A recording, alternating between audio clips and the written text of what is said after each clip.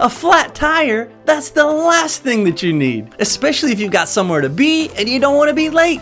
So maybe you need to air up your tire on your car, or you've got a flat tire on your bicycle, or maybe you just got a flat basketball.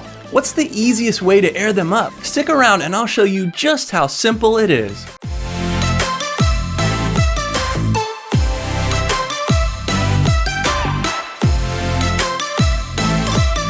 What's up guys, my name's Curtis Riley from The Real Rileys. Not real like a big deal, but real like we're real people with real problems. And we are one family with multiple channels. We've got a channel on faith, on church, on marriage, and online business. So check them out at therealrileys.com. But the purpose of this channel is to discuss real how-tos, real reviews, and real DIY. We want to help common people feel competent and confident. So make sure to take 1 second, hit that like button, and subscribe to our channel. That supports us and helps us to make content just like this. And as our free gift for stopping by, we want to give you one of our free mini courses based on our DIY toolkit guide that'll share some of the best tools that you can use to start building today. Just check the description below or go to therealrileys.com. Now let's get started. Now whether you got a flat tire for your car, your bicycle, or a flat basketball, the process is pretty much the same. You've got to research, refill, and reevaluate. Number one is research. You got to check your tires to see how much pressure is actually in it. You might have to research by just walking around the car and looking at your tires.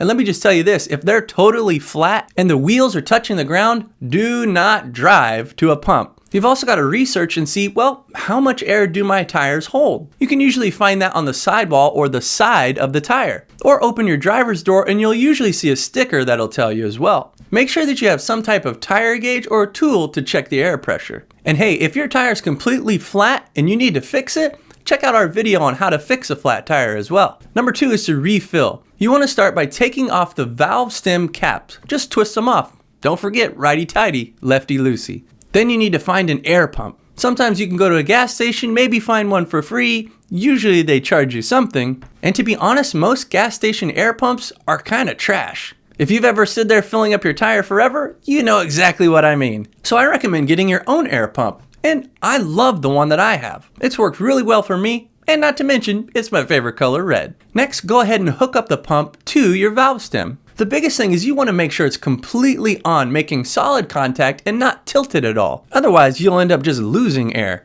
If you hear shh, you probably got a problem. You might just need to readjust your angle or push a little harder. Now, if you have your own air compressor, I usually count to 10, maybe count to 20 if it's really low, and then go ahead and double check the pressure. I would say 35 PSI is a good rule of thumb, but some tires, especially trucks, might have you go even higher, up to 45 or 50. Hey, can I stop you right there? And if this video has been helpful for you, will you like it and subscribe to our channel? That shows YouTube that you like it, and it helps us to be more successful in making content just like this. Number three is to reevaluate. Double check the air pressure in all of your tires and adjust it as needed. If you fill it up farther than you wanted to, most air gauges have a tool that you can just flip it over, put some pressure on the valve stem, and release some air. Make sure that you reevaluate for all 4 of your tires, then replace the valve stem covers. I'll put our affiliate link for the air compressor that we use in the description below. Now, if you're riding a bicycle and you have a flat tire, the process is pretty much the same. But with a bike, the tires are much smaller, so the whole process is going to go a lot faster.